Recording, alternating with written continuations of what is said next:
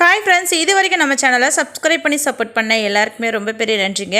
இன்றைக்கி வாழைத்தண்டில் கூட்டு தான் செய்ய போகிறேன். இந்த கூட்டு சாதத்தோடு மட்டும் இல்லாமல் இட்லி, தோசை, இடியாப்பத்தோடு சேர்த்து சாப்பிடும்போது இன்னுமே டேஸ்ட் அட்டகாசமாக இருக்கும்.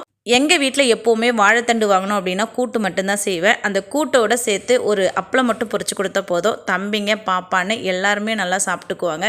வாழைத்தண்டில் ஏகப்பட்ட சத்துக்கள் நிறைஞ்சிருக்குது. இதில் நீர்ச்சத்து அதிகமாக இருக்குது அப்படிங்கிறதால ஸ்டோன் ப்ராப்ளம் இருக்கிறவங்க அதிகமாக எடுத்துக்கிட்டால் ரொம்ப நல்லது. ட்ரை பண்ணி பாருங்கள், அப்புறம் நீங்களே சொல்வீங்க. வாங்க எப்படி செய்யலான்ட்டு பார்க்கலாம். வாழைத்தண்டு கூட்டு செய்கிறதுக்கு கடாயில் 2 குழிக்கரண்டி எண்ணெய் சேர்த்துக்கலாம். எண்ணெய் நல்லா காஞ்சதுக்கப்புறம் 1/2 டீஸ்பூன் கடுகு, 1/4 டீஸ்பூன் சீரகம் சேர்த்து நல்லா பொரிய விட்டுக்கலாம்.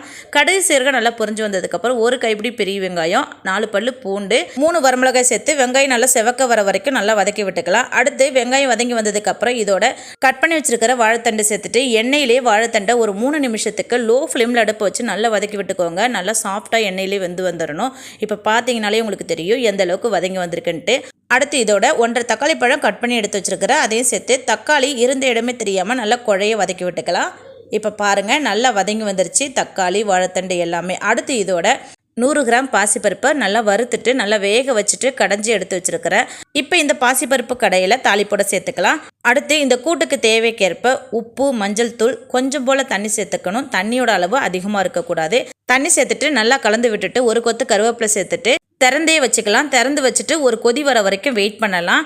ஏன்னா சிறுபருப்பு வந்து அடியில் பிடிக்கிறதுக்கு வாய்ப்பு இருக்குது. அதனால் இந்த பருப்பு ஒரு கொதி வர்றதுக்குள்ளேயே இதுக்கு தேவையான மசாலா அரைச்சிக்கலாம்.